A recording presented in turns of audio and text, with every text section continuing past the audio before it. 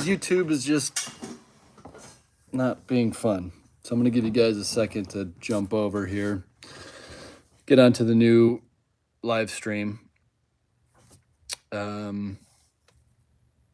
Yeah, but anyways, I'll just get it kicked off. So I wanted to thank everybody. This one is for 60,000 subscribers. We're just coming up on 60,000 subscribers. So maybe a little premature. But yeah, let me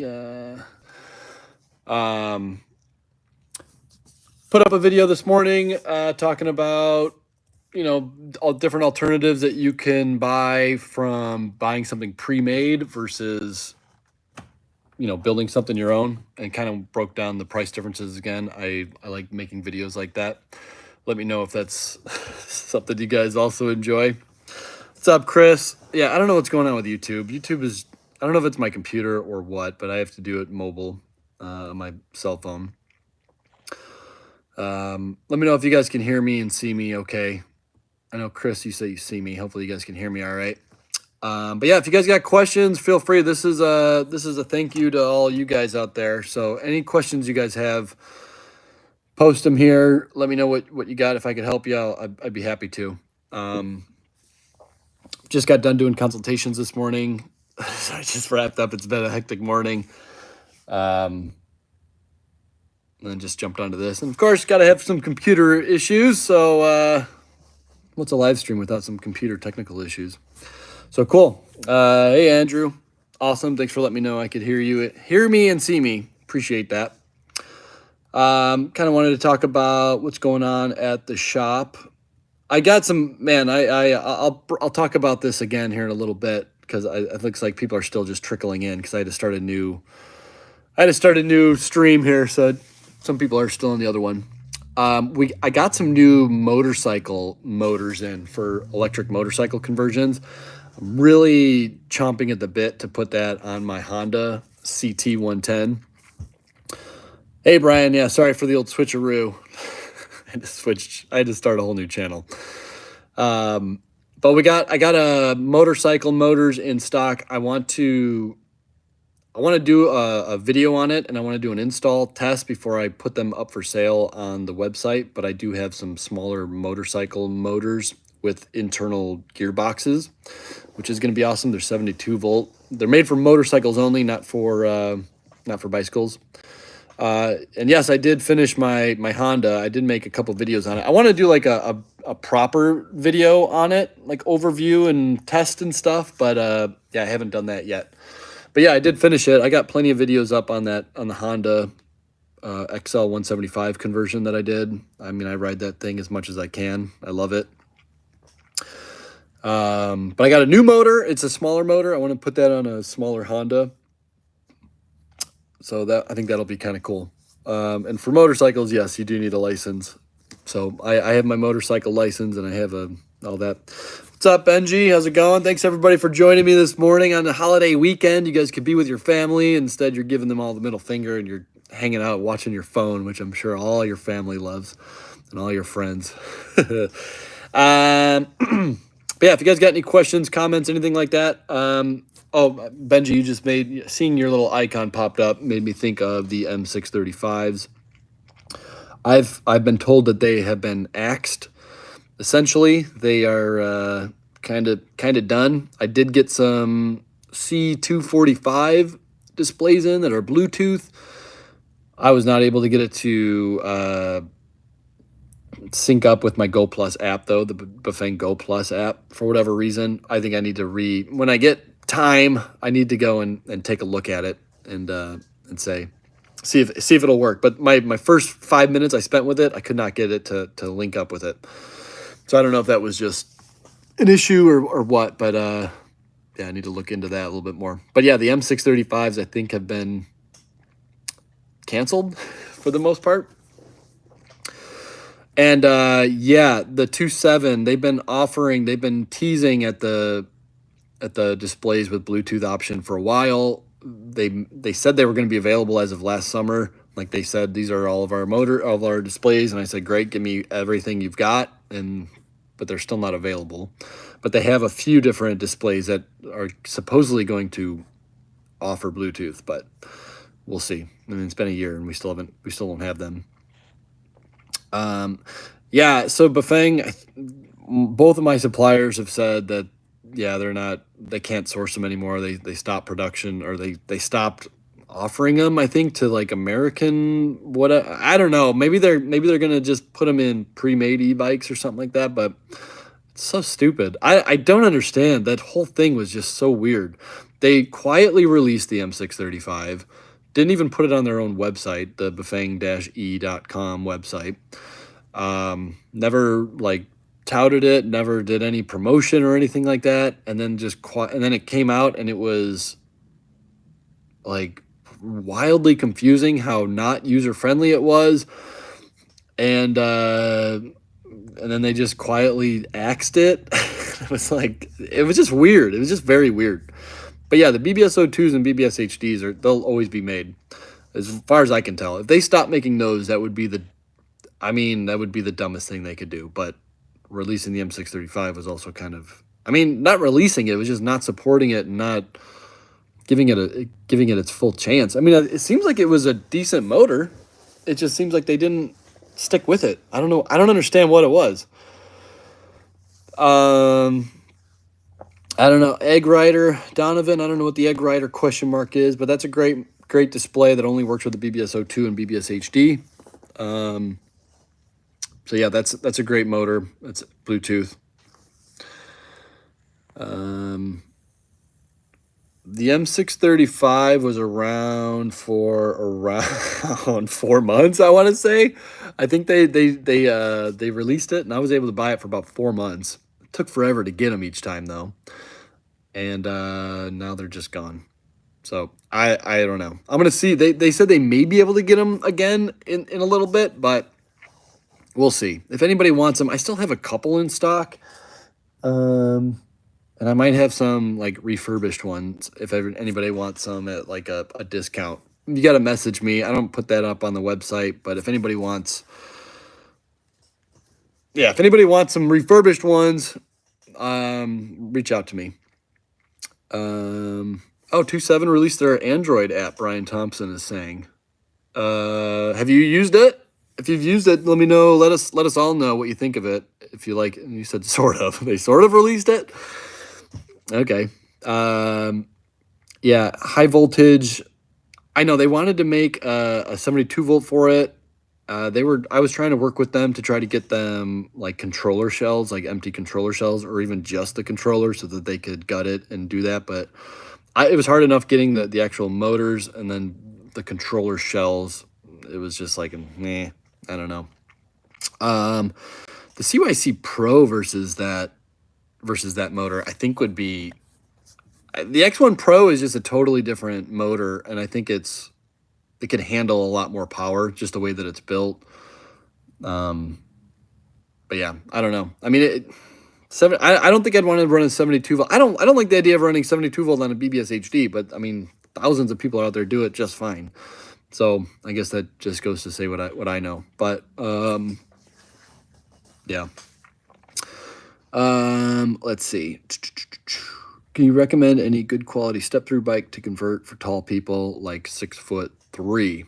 I like the Verves. I like the Roll low steps.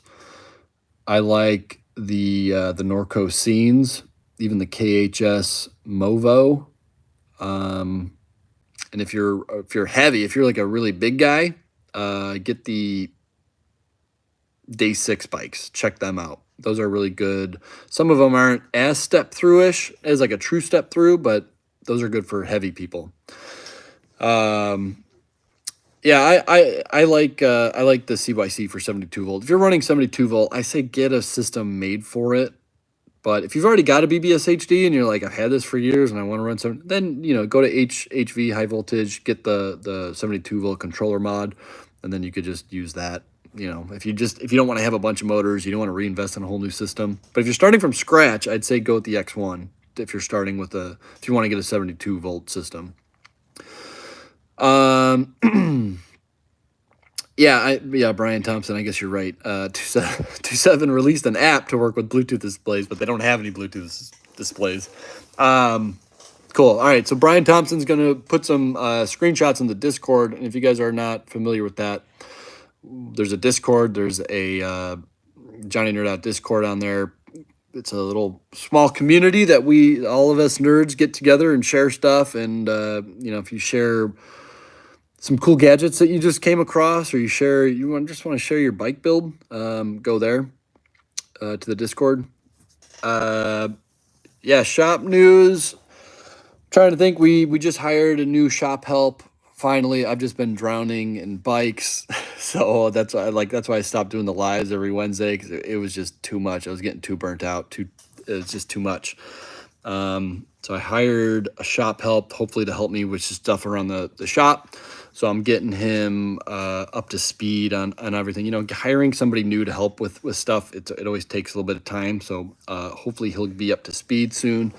And yeah, who knows? Maybe in the winter, me and Shane might do the live stream again. I don't know. We'll just have to see. But right now, I got to focus on the core business.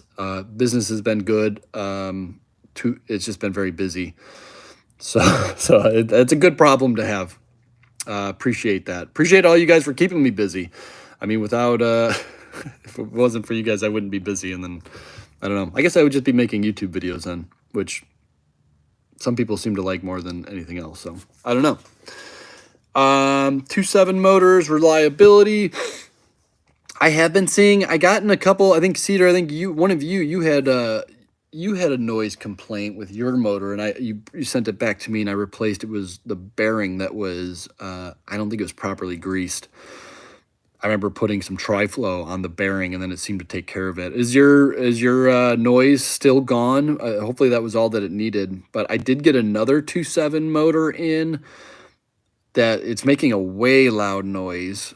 So I don't know if it's like a batch problem. Most people are not having problems with it, but it seems like every once in a while I'll get like a 2.7 motor is just making crazy noise, like the DMO1, it seems like. So I don't know. It's something to keep an eye of. I'm not worried about it just yet, but it's something to just be mindful of. That yeah, the 2.7 motors I've gotten a couple back. Not a bunch, but I've gotten a couple back that are loud. So yeah, I'm not sure. Cool. I'm glad that it's been taken care of. The noise that it's been bad. Let's see. Where can I find good quality bike frames to build my bike from the scratch? You want just like the bike frame? I can source you frames. I'm trying to think of where as a bike shop, I could get bike frames for you. But if you just want to go as a consumer, it's a little bit more tricky, and you're going to pay a whole lot. Your options are a lot more limited. But I'm trying to think, maybe eBay, are you wanting brand new or used? On used, you could always go Facebook Marketplace. Yeah, Pink Bikes, eBay, whatever. Brand new, you might just need to do a Google search. Not a whole lot of bike places want to sell you just the frame. And as a consumer, I always tell people, I'm like, if you're buying just from the frame up and you want to build everything, it's going to be a lot of money, because you got to buy all the brake calipers, you got to buy the wheel sets, you got to buy the brake lines. And if you're paying retail for all that, you're going to spend over $1,000 easy for a bike that you could have bought wholesale with everything all there for like $600, and then just update the components you want to update. So that may be a better dollar way to go. Also, if Chris is talking about the gravity frames, $200 for a gravity frame, that's not terrible. Also, so Gravity is bikesdirect.com. They also have their outlet, which is bikeisland.com, and that's where they sell all their like refurb, or if they get a bike that had broken rims or something like that, they sell it's like their discount, their bargain website. So you might be able to find a frame on there, cheap. Let's see. Poseidon. I'm not sure if I'm super familiar with Poseidon. There's a lot of bike brands out there. There's tons of bike brands, so it's hard to stay up on it. To stay up on all the bike brands. But yeah, most of them are just going to sell you a whole bike. Other than that, I'm trying to think other shop news is we're going to be getting, I've just been waiting patiently for our big shipment of batteries coming in and our next shipment of 2.7 motors coming in. So I think this week is going to be a very busy week. Hopefully we receive both of those. And then I think I also have a big order of CYC motors coming in. So yeah, it's going to be a big week of updating inventories and stuff like that. If you want to pre-order anything, you reach out to me. I try not to offer too many pre-orders. I think I have 2.7 DMO2 motors on pre-order because a lot of people, you can't get them anywhere, and you can buy them from AliExpress, but you gotta wait forever to get it. So mine are coming already, so it'd probably be faster just to order it from me and then have me go. But yeah, the Proton, yeah, don't hold your breath, Benji. I think that's still not gonna. They said not till after the first of the year. I'm gonna guess it'll be next summer. Realistically. Unsolitary is asking if my custom bikes come in a small size. Yes, we can make. So when we make a custom bike, we take the bike, whatever bike you want, and we size it. That's why I like building custom bikes, because it's like, hey, if you're 5'3", you don't want to buy a medium or a large frame bike. It's not a good fit. You want to buy a small frame. Or if you're 6'4", you don't want to buy a medium large frame. You want to buy an extra large frame. So let's outfit it and then outfit it with exactly what you want. So that's why I'm a big proponent of doing a custom build. But if you're a first-time e-bike buyer and you have no idea what you're doing and you haven't ridden a bike in forever, it's not a terrible idea to just buy something pre-made, go buy a Rad Power or electric or whatever. It's not terrible. But eventually I think you're going to outgrow it. And then do something custom, do something that fits you, and also pair it with the motor and battery that fits your needs. But I don't know, maybe you do that that's for your second bike. Andrew Foster's got a Trek Marlin 7. He wants to put a TSDZ2B on, so you want the 4 or 500 watt. The Tongshank 500 watt motor they're all good. I mean, there's no such thing as a bad motor. You just want to make sure it fits you. Like, if you need torque sensing, it's a great motor. It's like, what, $350? I mean, it's pretty cheap. I think it's a good starter motor. It's not as customizable and tunable as like the Bafang motors, the CYC motors, or the 2.7. So I would give it a knock as far as that. It's not as programmable, like tunable out of the box. You need to do some OSF. You need to get you need to update the firmware, and so it's not as easy, but it is torque sensing, so the need to do that is not as high. So yeah, Tongshank motor, those are great motors too. That light within, love my battery I bought from you. Cool. Which one was that? Which battery did you get? I'm curious. What is the differences between the 5,000 watt and the 3,500 watt CYC X1 on your website? So the 3,500 watt is the Gen 3. The 5,000 watt is the Gen 4. The Gen 4 addressed, I would say, a decent amount of issues with the Gen 3. So it's a pretty decent upgrade. They made the motor core is bigger and the controller is beefier. It'll handle up to 80 amps instead of, I think it was like 50 on the 3,500 watt one. So yeah, the Gen 3, it's not as beefy, but if you're not looking to run 5,000, 6,000 watts, the Gen 3 is fine, and it's like on clearance too, so it's like $300-$400 cheaper. So if you're not going crazy power, the Gen 3 is a great motor to go, but the Gen 4 it did upgrade quite a bit, so it could just handle more power. Brian started with a Rad Rover. I started with a Rad Wagon. I think that wasn't my first e-bike, but it was my first like new e-bike. I actually bought it new off of a guy who got it as a gift, so it is still new in box. So it was like my first newish bike was a Rad Wagon, and I loved it. That thing was awesome. But yeah, now I'm like I can't go back to a pre-made e-bike. I don't even know if there is any pre-made e-bike out there that I would buy. Like I don't know, nothing interests me. Nothing is like, whoa. The Ristretto was kind of cool. I will say that we had a Ristretto in here. We were repairing because it just came. It kind of came with some low grade quality parts, and the customer ended up breaking it like almost immediately within like three miles. Not really his fault. It was just the parts were.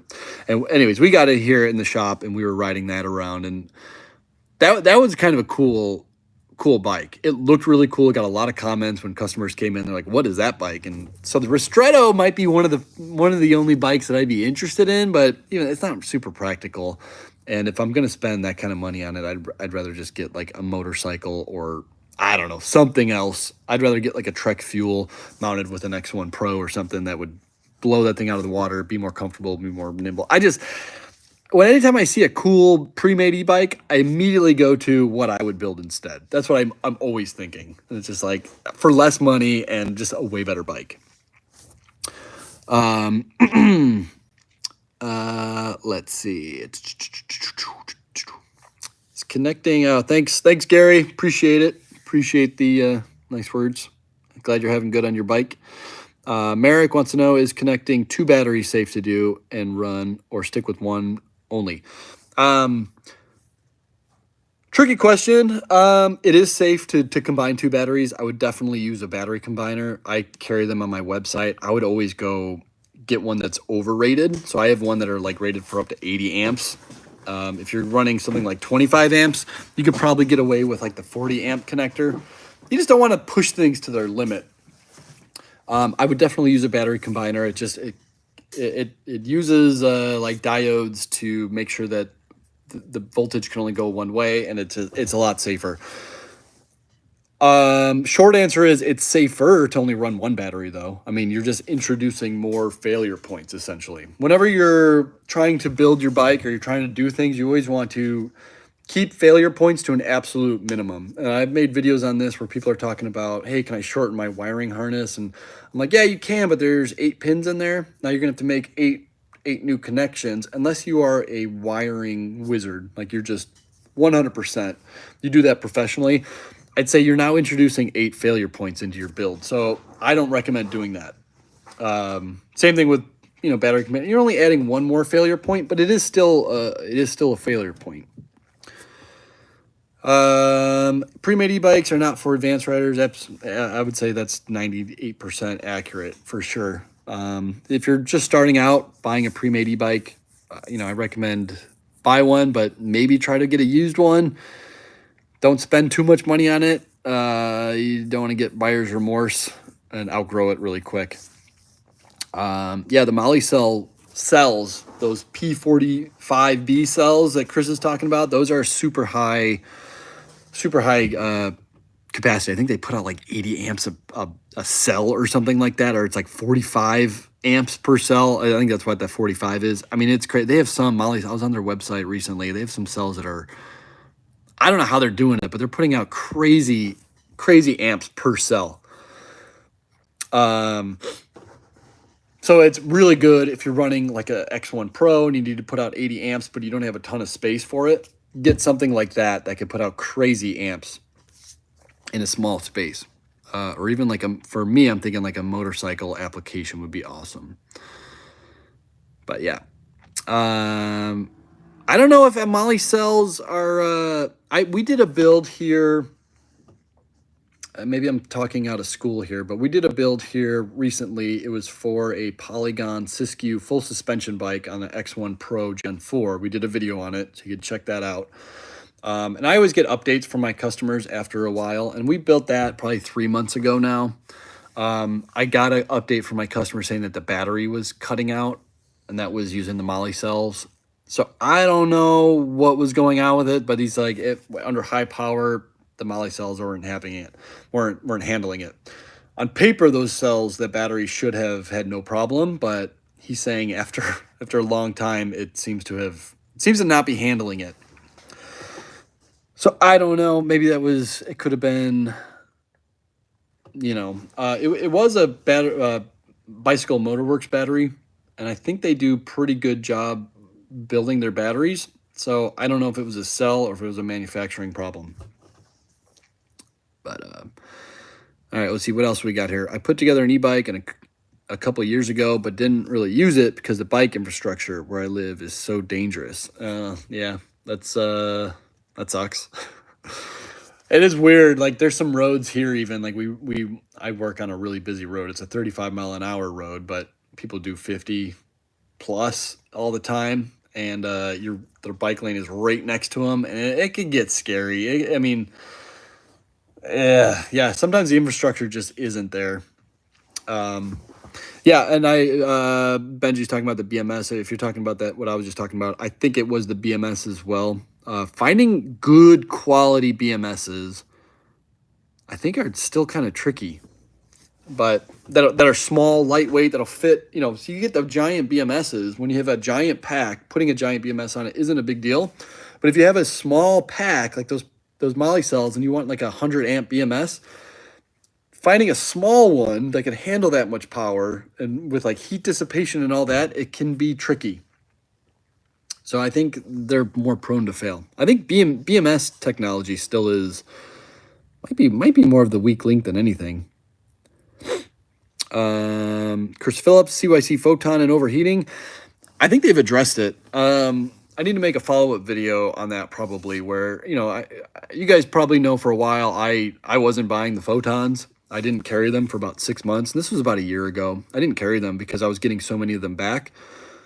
I've since carried them again, and I've not had one back. So I think they've addressed it. They kind of quietly on the low fixed it. There was a problem. There was like a resistor or something that was overheating and shorting out in the controller or something like that. But they said they fixed it. They found the problem and they updated it. They didn't tell anybody. I don't know if they wanted to like just keep that on the low, but they told me. So I'm telling you now. And I've not had any issues in the last like 6 months since I've been carrying them again. I don't think I've had one back. So that's good. Cool. Benjamin just pre-ordered a DMO2. Sweet. Thanks. Looking forward to trying on either a light road bike or a heavier hybrid bike. It kind of just depends on, so the DMO2, it's like a 500 watt motor. It peaks at I think a little over 800 watts. So it just kind of depends on the riding that you're going to be doing. A heavier hybrid bike would be great if you're going to be doing lower speeds and you want more comfort riding. I would say put it on that. It could handle that. If you want high speed, like if you want to be pushing it to its max, I would say put it on a lightweight road bike. But if you're not going to be just like pushing it to its max, yeah, the heavier hybrid bike is more comfortable. I don't know how old you are, but if you're like me and you're getting a little long in the tooth, you're kind of more into comfort than speed. I've definitely noticed, like, I want to be comfortable on my bike now versus hitting 30, 35, 40 miles an hour. It's becoming less and less appealing to me. I got a motorcycle for that when I want to do that. So, which full suspension bike would be, oh, I'm sorry, I missed one. DJI and ZF are big players with the ability to change the market. I don't know what that's about. I think we got some random people in here. Which full suspension bike would be the easiest to convert to e-bike? And which motor would you use, please? I really like my Marin Rift Zone 1, even the Zone 2, I think. Those are, well, I do got to say there was a tab I had to grind off. If you're okay with the angle grinder, you have to grind off some tabs. Full suspension bikes can be a little tricky. I remember I did a Giant Yukon. That one was pretty easy. I've done the Giant Stance. Was it the Stance or the Trance? I think I've done both of those. Those ones I think required an adapter, so I wouldn't say they're easy, but I carry all the adapters you're gonna need, so it's not that big of a deal. Trying to think if there was check the forums. Yeah, I would check the forums. Oh, I did a Jamis. Oh, what's the Jamis full suspension bike I did? I can't remember the name of it now. The Jamis one was really easy to do. Check to make sure that you can fit a battery inside the frame. A lot of times the shock goes right through the middle, and just look and visualize where you're going to put the battery. The motor isn't that big of a deal, but it's the battery. Chris says, I used to carry Cyclone motors. Yes, I do. I still have some parts if anybody's out there. Somebody called me the other day looking for spring tensioner for them. I still have like a box full of those. I didn't hate the Cyclones, but it's just like with what's available now, it's night and day with tech. Like CYC compared to a Cyclone is just insane. I mean, it's insane, the quality difference. And I was having too many people having problems doing the installation. They couldn't do the wiring connect correctly. Like CYC, it's literally just boop, plug it in. There's arrows showing you where to go. CYC, there's like, you get a controller with like 15 different cables coming out of it. And you're like, where do these go? And people weren't plugging them in. It was a nightmare. And people were sending me back saying that they were not working. And it was like, and I'd get it back and I'd plug it in. And I'm like, it works just fine. I don't know what's going on. So I stopped carrying them, but they're still decent. You can still go to Cyclone-TW and still get them direct from them. Let's see. Yeah, DJI. Okay, I see what you're saying. DJI has released an e-bike. We reviewed that on our live stream recently. It's very expensive for what it is the summary of it. It's very expensive for what you get. But if you're somebody who's got a very big pocketbook and you want to be cutting edge, yeah, it looks like a very cool bike for sure. But it's definitely expensive for what you get. Yes, I did have to use an angle grinder on, I think on my Marin. A lot of times the full suspension bikes, they'll have like chain ring guard mounts built into the frame. They're metal. And so you have to cut them off. There's no way to remove them except for just cutting them off. It's very simple to do, but still. Was it the whole bike or just the mid-drive motor? I don't remember what we were talking about now, Brian. Sorry, you gotta. I remember seeing the motor. I don't remember. If you're talking about Cyclone, I just carried the motor. I didn't carry their whole. Cyclone also has full e-bikes ready to go, but I didn't do that. Yeah, Benji knows what's up. He's got me. Battery on full suspension bikes can be an issue for sure. A lot of people just assume, I think that the bike, like they'll just get it and then they buy the bike first and then they're like, all right, I want to get this battery. And then it's like, well, it's not going to fit. So, all right. 72 watt MB power hub motor. I just did an install on this and just sent it home 2 days ago. So I know a lot of people are like, oh, you don't like hub motors. I just installed a 72 volt hub motor on a Specialized mountain bike. Thing was crazy fast. I mean, it's insanely fast. So heavy though. The guy, we put it on a 72 volt 40 amp hour battery. I mean, so the battery itself is like 45 pounds. Massive. And we put that on a hardtail mountain bike, and I had it on pedal assist 1, and it was already like crazy fast. And I've always said 72 volt, like hub motors are generally not for me, and I don't think that. And it looks like I'm frozen. Let me see. Can you guys still see me, hear me? But yeah, that thing was, I hear you. I don't know what happened to the video. Somebody tried calling and then all of a sudden my video went.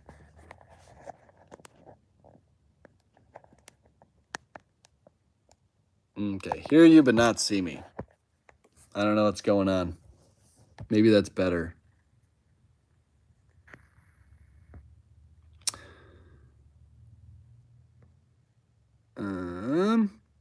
Not sure what's going on.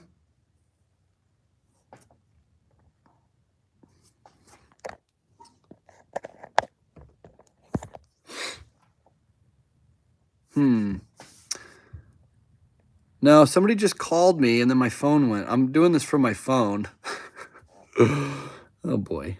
I don't know what's going on. All right. Well, we might need to call it, and I guess we'll just call it with audio.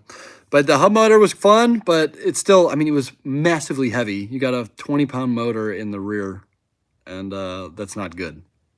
So, all right. Anyways, sorry guys. I don't know what happened. Apparently, my iPhone can't handle. It just can't handle getting a phone call while I'm live streaming. So, anyways, just wanted to say thanks to everybody, and I'll see you around. Thanks, guys.